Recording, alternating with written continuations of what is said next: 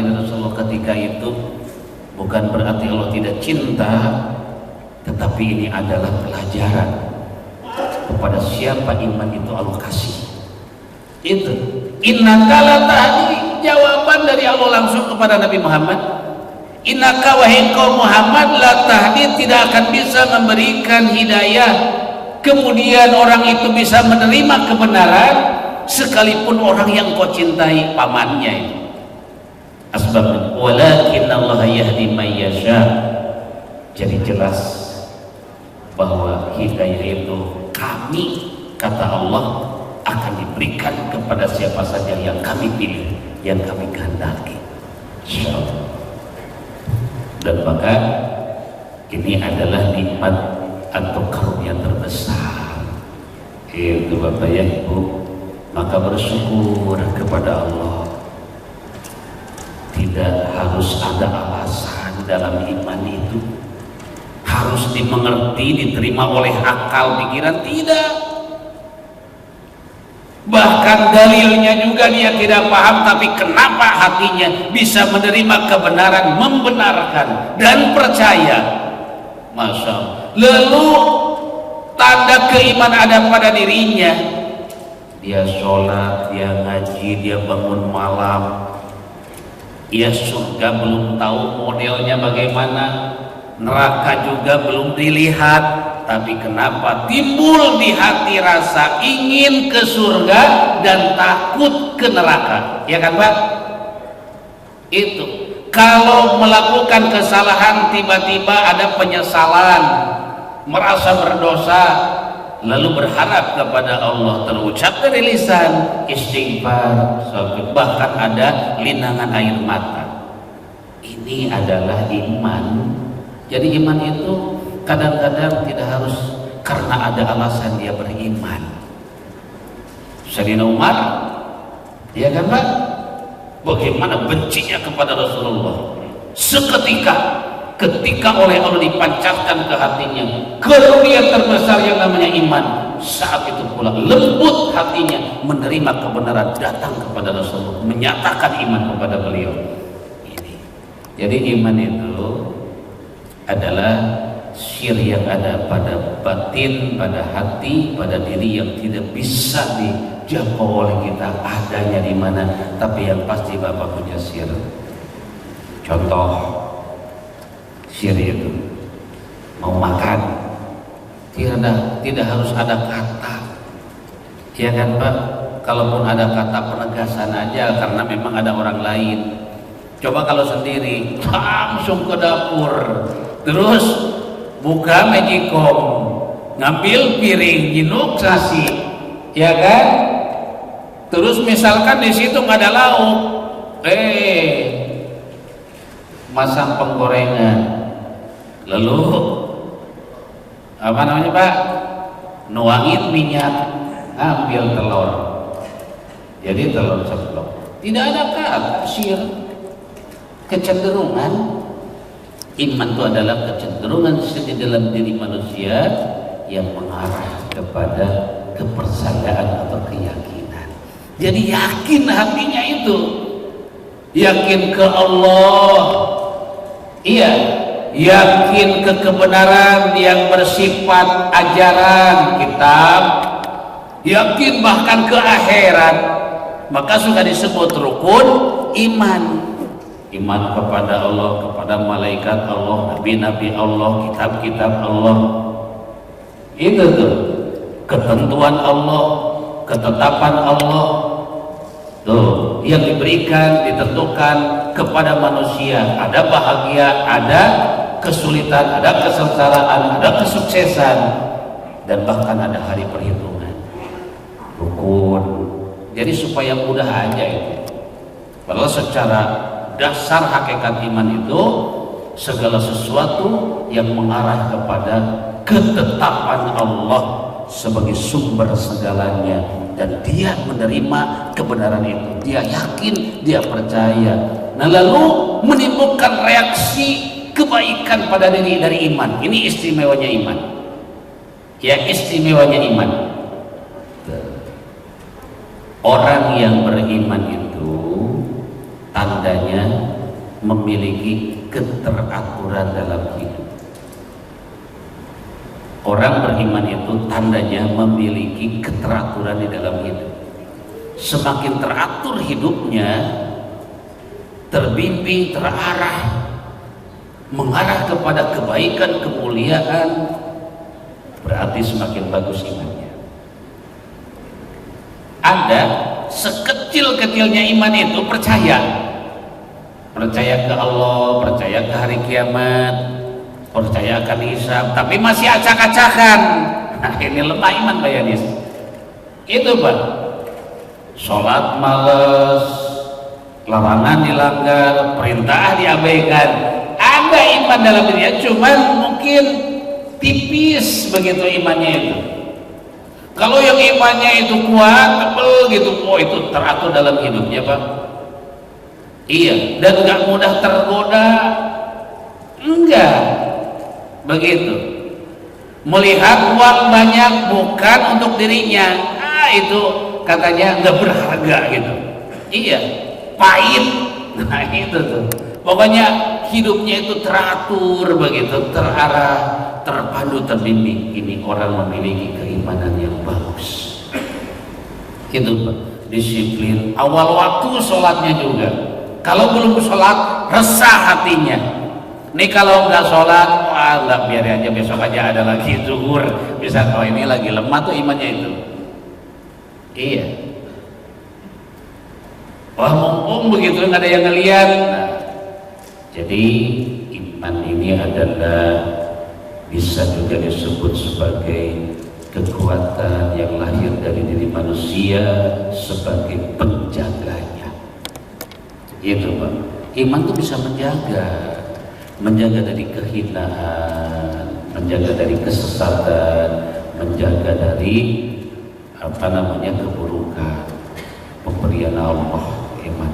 Maka kalau sudah ada sesuatu yang membina diri kita, yang lahir dari dalam jiwa kita, keluar ke perilaku, dan kita sadar, saya yakin, kata kita begitu tuh, maka saya sholat, maka saya menjaga dari tindakan-tindakan yang buruk, jauh dari kezaliman, dari tipu daya, pokoknya mulia tuh pribadi.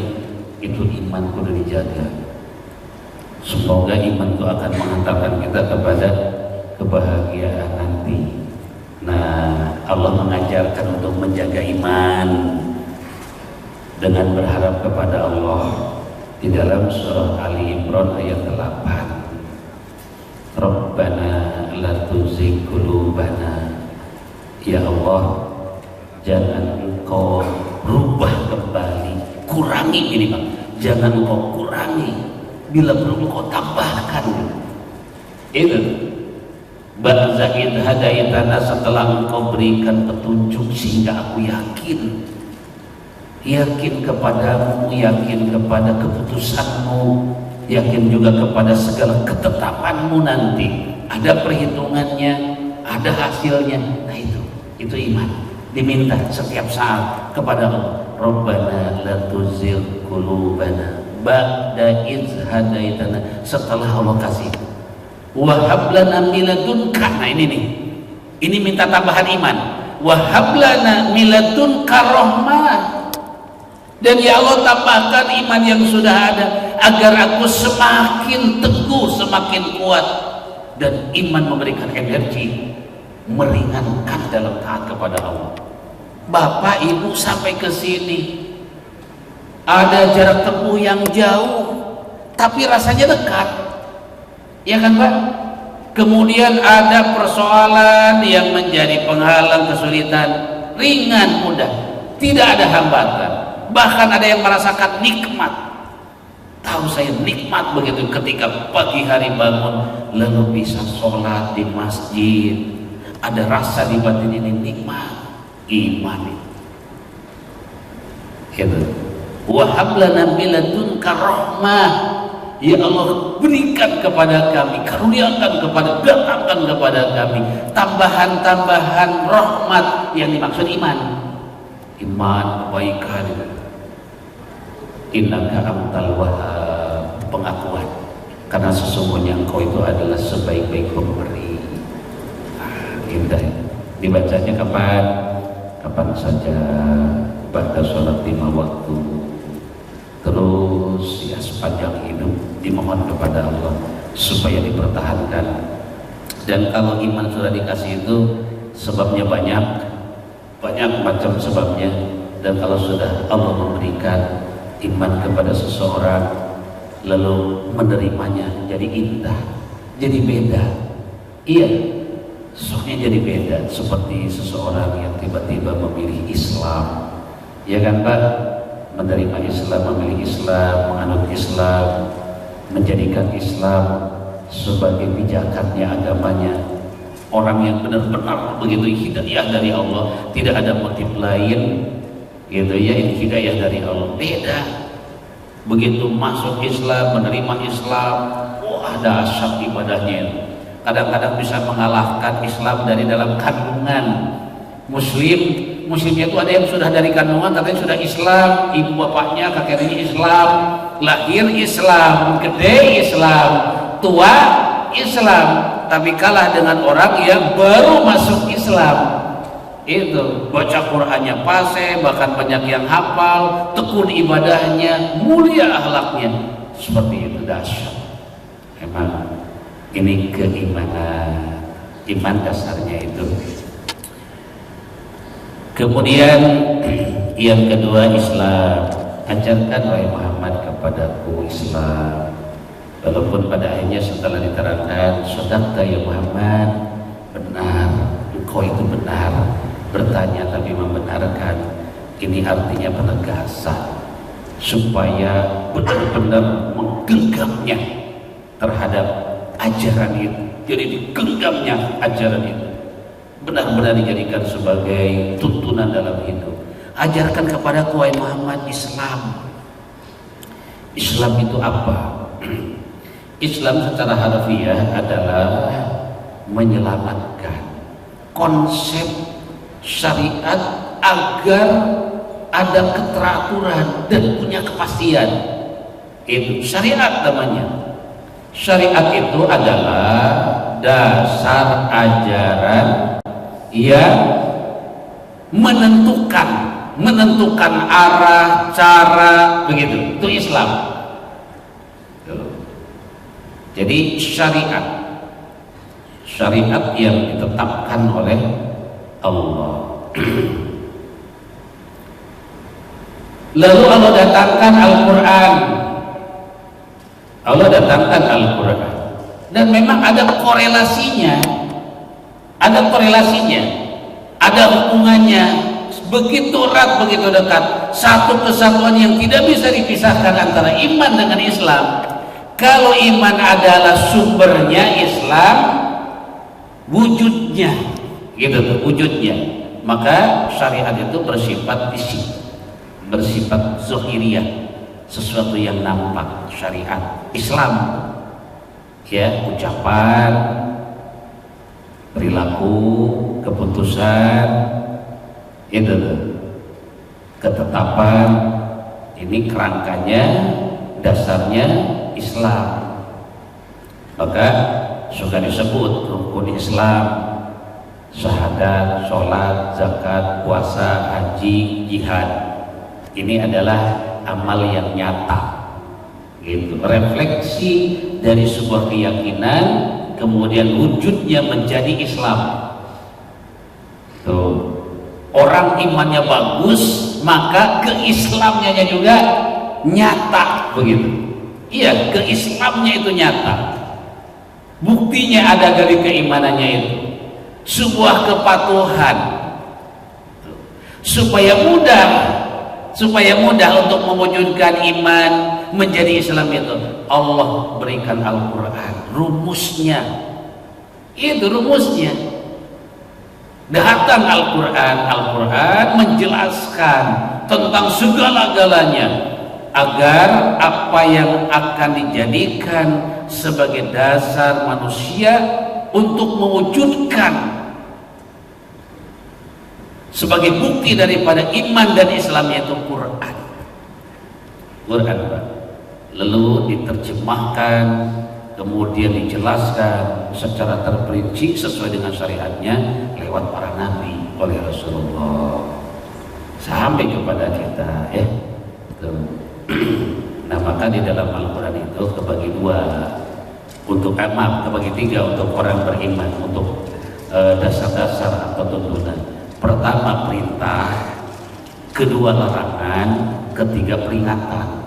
Pokoknya di dalam Al-Quran ya mencakup di dalamnya itu soal keimanan, soal keislaman.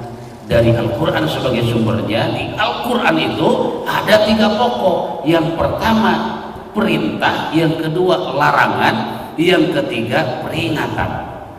Contoh yang ditujukan kepada orang yang beriman ya, ayat-ayat yang menjelaskan ya ayyuhalladzina amanu idza nudiya lis-sholati mi yaumil jumu'ati fas'au ila zikrillahi wa zarul bai'. Hai orang-orang beriman, apabila telah diseru kepadamu untuk menunaikan sholat Jumat, segera, katanya begitu, tinggalkan segala transaksi, segala aktivitas untuk mengingat Allah. Tuh. Jadi ini perintah, begitu ya, perintah dari Allah, sifatnya perintah. Bertebaran ayat perintah lagi atas orang beriman. Kemudian ayat larangan, ya ayyuhalladzina amanu la taqulu amwalakum bainakum bil batil. Janganlah wahai orang-orang beriman, jangan sampai kalian memakan harta dengan cara menzolimi hak orang lain. Larangan itu Pak, larangan.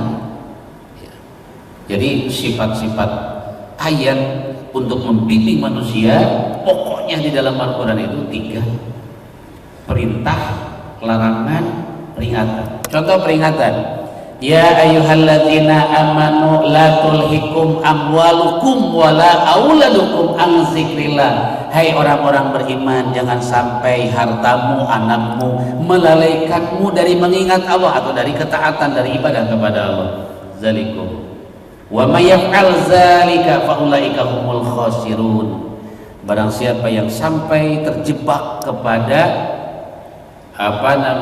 pengaruh anak, kemudian harta dan lain sebagainya, menyebabkan kalian jauh dari Allah, maka kalian akan merugi. Peringatan.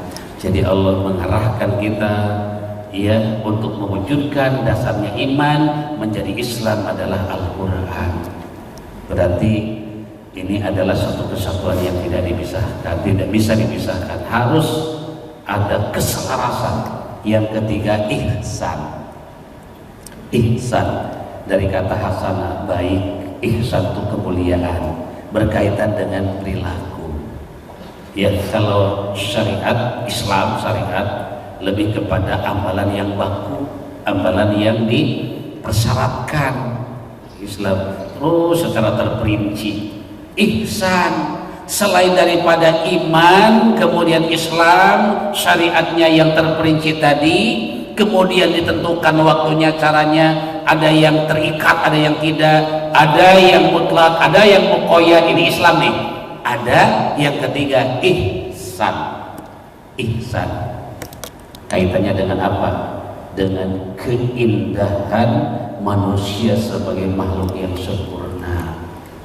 Berarti ini lebih kepada sosok diri, begitu ya. Sebagai manusia harus berbeda dengan makhluk yang lain. Terus doktrinnya apa? Doktrinnya, wahai Muhammad, ajarkan kepadaku, kata malaikat Jibril, ihsan. Kata beliau, engkau beribadahlah seperti melihat Allah. Kalau tidak bisa menjangkau itu, sadarlah bahwa engkau dilihat oleh Allah. Nah ini puncaknya. Puncaknya dari kekuatan iman yang terbina terus semakin yakin kepada Allah, dan hidupnya penuh keteraturan. Apa yang terjadi, reaksi pada dirinya yang melahirkan kemuliaan, sadar dilihat Allah, diperhatikan Allah. Jadi ini paripurna nih. Kalau sudah begini, timbul kejujuran. Oh ini manusia yang paling istimewa di muka bumi. Bayangkan Pak, jujur, amanah, begitu, nggak akan menyalahgunakan, dan ini menjadi sesuatu yang langka ini. Jadi tidak usah heran misalkan begini, dia agamanya Islam, namanya juga Islam, tapi mengapa melakukan hal-hal yang tercela, hal-hal yang buruk, hal-hal yang merugikan orang, menyalahgunakan kewenangan, kebijakan dan sebagainya, berarti belum sempurna di dalam agamanya, belum ihsan.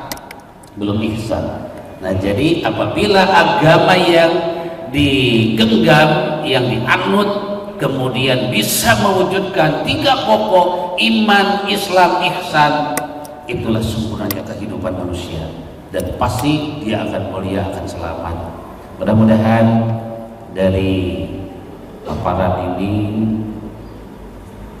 dapat dipahami secara wawasan, bukan secara harfiah, karena memang sering kita membaca hadis ini Pak Yanis ya, terus bermohon kepada Allah. Cara untuk mencapai itu satu adalah menambah ilmu, ya, menggali ilmu. Kalau hari ini kita belum mendapatkan kepahamannya, mudah-mudahan di kesempatan yang lain Allah memberikannya. Dengan tambahnya ilmu berarti harus gali lagi Al-Quran, ayat-ayat, terus akhirnya Allah menemukan itu.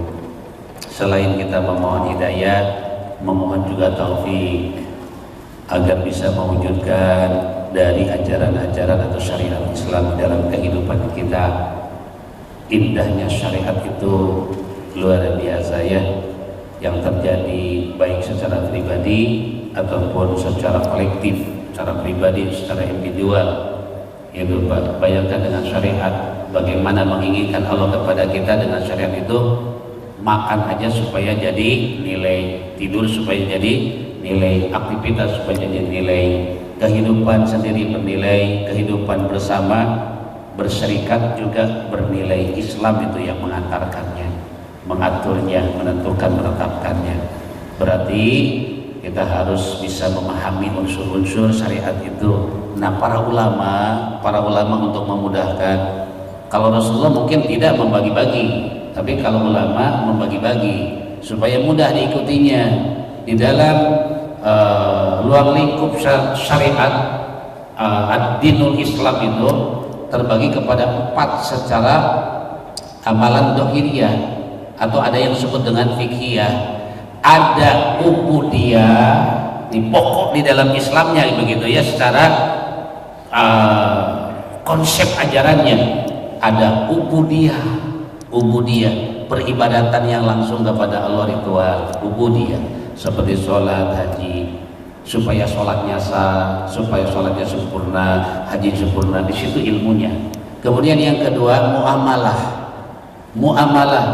itu yang ada kaitannya dengan interaksi kehidupan sosial, ada kerjasama, ada memperkerjakan orang, ada berupah dan seterusnya, ada jual beli, ada simpan pinjam dan seterusnya. Ini adalah kaitan dengan kehidupan, ditata sedemikian rupa agar apa yang dikerjakan oleh kita itu benar-benar punya nilai, punya kebaikan. Kemudian yang ketiga, munakahah, artinya hukum hidup bersama, hubungan, ikatan, janji antara 2 insan, manusia, mewujudkan hidup bersama. Yang tadinya haram jadi halal, yang tadinya bukan siapa-siapa mengikat, disebut misakon golidon.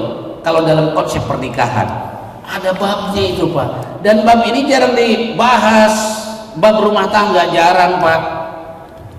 Yang sering dibahas apa? Ubudiyah. Padahal di dalam hidup rumah tangga itu adalah disebut separohnya agama, setengahnya agama. Orang yang mewujudkan hidup rumah tangga, dia sedang mengerjakan setengahnya agama. Bayangkan Pak. Tapi ini jarang disentuh, jarang dibahas. Bagaimana suami, bagaimana istri, bagaimana anak, bagaimana orang tua, bagaimana mertua, bagaimana saudara, itu jarang dibahas. Ya Pak ya? Jarang di sini. Ada nggak bab yang dibahas tentang munakahah? Ada nggak Pak Yanis?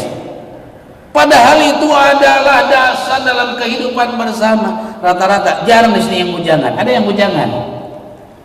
Yang penting katanya dalam budaya, dalam tradisi atau fitrah, saling menyukai, saling mencintai, kemudian diwujudkan hidup bersama rumah tangga. Tidak tahu dasar-dasarnya istri harus bagaimana, suami harus bagaimana. Jangankan begitu ya, kepada nilai mendapatkan pahala sunnah wajibnya jangan-jangan terlewatkan. Padahal Allah menghendaki ketika dua insan disatukan atas namanya, di situ akan memunculkan tanda kebesaran Allah. Tujuan Allah itu apa? Dua, supaya dengan bersama tercipta hidup bahagia dan menjadi nilai ibadah yang besar. Tapi banyak rumah tangga suami istri tidak merasakan dua hal pokok itu. Tersiksa, menderita, tapi dijalankan, ya kan Pak? Sampai-sampai suami tahu-tahu menua. Masa katanya rambutnya jadi memutih begitu ya, karena stres. Istri saking menderitanya, Masya Allah, berat badannya turun. Waktu nikah 56, setelah menikah 38. Akhirnya tersiksa, tidak jadi ibadah, pusing, stres, tidak ikhlas, ngedumel. Ini konsep di dalam munakah, bab pernikahan Pak. Saudara, coba Bapak menikah dulu, ada pembinaan di KUA, cuma 2 hari, itu mah teori-teori dasar begitu, belum kepada proses perjalanan membangun kehidupan rumah tangga yang sakinah, mawadah, warahmah. Ini harus ada babnya, gitu. Ada babnya ini. Ada hak suami, wajib istri. Ada wajib istri, hak suami. Ada hak bersama, ada wajib bersama. Semua itu adalah di bab munakah. Yang keempat, jinayah. Jinayah itu hukum ya, bisa perdana, bisa perdata. Ini syariat. Ada juga yang menambahkan, yaitu ya di kalangan ulama kontemporer, ada yang kelima itu musyarakah, hukum pergaulan. Dari zaman ke zaman kan luar biasa. Apa itu hukum pergaulan? Sekarang di abad modern ini digitalisasi, tuh ya, grup WA, ya kan Pak? Ada grup WA alumni, ada grup WA majelis, ada ribut di WA, ada segala macam di WA, ya kan Pak? Tuh, ini ada hukum musyarakah, ada aturan. Kalau ada ilmunya, insya Allah terpadu dengan baik. Ada yang mau ditanya? Silakan. Sudah masuk Isra? Belum? Silakan yang mau bertanya menjelang Isra. Itu. Ibu ada? Silakan, Bapak.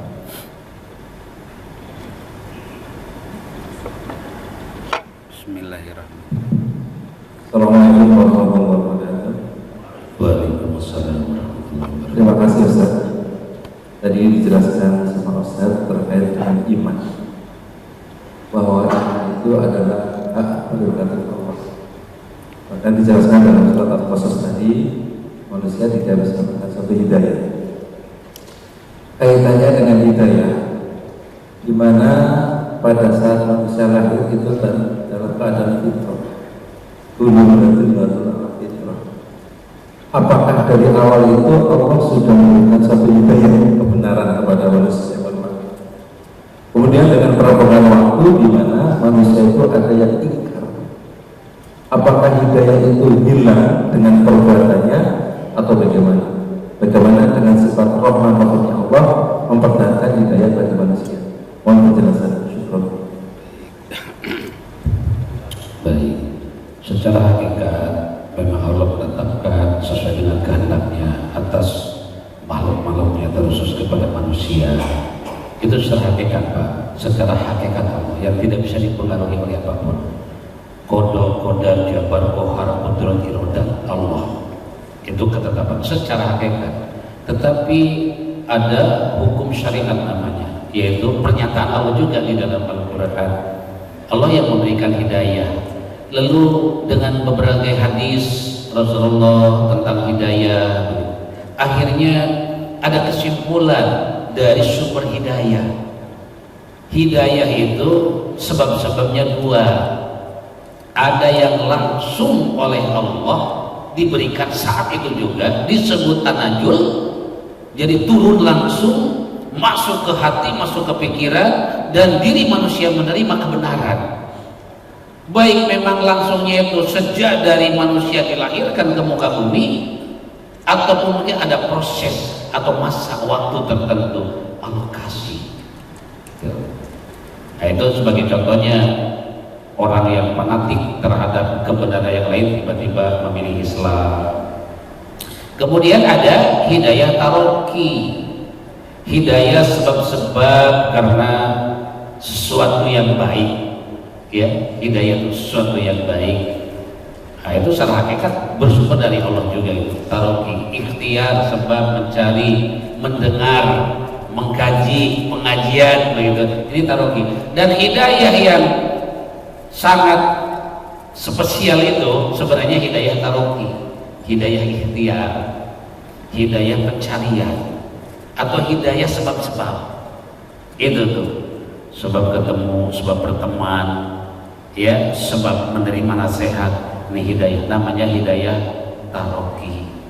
Jadi dalam konteks logika positifnya adalah hidayah itu memang harus dicari, harus terus diupayakan. Nah, kita hadir di majelis pagi Ahad, pagi Sabtu, atau di Masjid Asmaul Husna, di masjid yang lain, semoga di situ ada sumber-sumber cahaya hidayah, entah kapan, di mana, karena siapa. Ini hidayah taroki. Dan Allah menyukai sesuatu yang baik sehingga memberi hidayah. Ada orang tuh, saya melakukan kebaikan. Ada pandangan rahmat Allah di situ. Ternyata hambaku, kata Allah itu, dia terus mencari dan mengharapkan dia berbuat baik. Ada Allah kasih hidayah karena kebaikan. Gitu ya, ada Allah kasih hidayah karena kebaikan. Jadi ikhlas, jadi tulus, jadi yakin, jadi pingin lagi, jadi lebih baik lagi. Jadi hidayah itu pokoknya memang sebab-sebabnya dua. Tanajul yang langsung oleh Allah diilhamkan kepada hati manusia, diri manusia.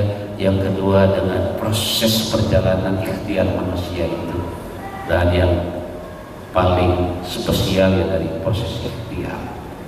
Nah, mudah-mudahan dan kemudian Allah itu bisa mencabut juga, bisa mengangkat lagi iman itu. Ada dalam qaul ulama, ketika seseorang melakukan kemaksiatan, dia itu punya hidayah, punya iman. Nah, imannya itu dicabut dulu. Karena apa? Karena kemuliaan iman.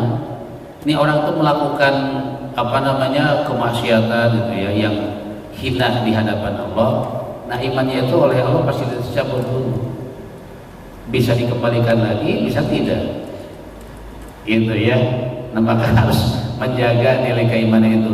Bagaimana caranya ketika kita terjebak kepada hal yang buruk? Istighfar, memohon ampun kepada Allah, agar Allah mengembalikan lagi kepada kita ke jalan hidayah tadi. Maka Allah membukakan pintu taubat.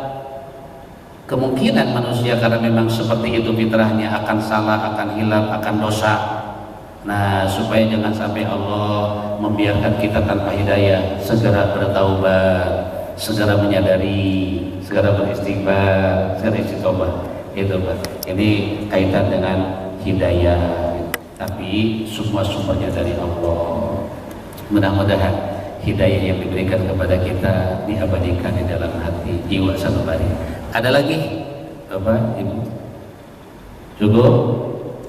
Mari bersama kita berdoa, memohon kepada Allah apa yang kita harapkan dari segala urusan, terlebih soal iman Islam ihsan. Musallallahu ijabah. Amin ya Allah ya mujibas sa'irin. Bismillahirrahmanirrahim. Alhamdulillahi rabbil alamin.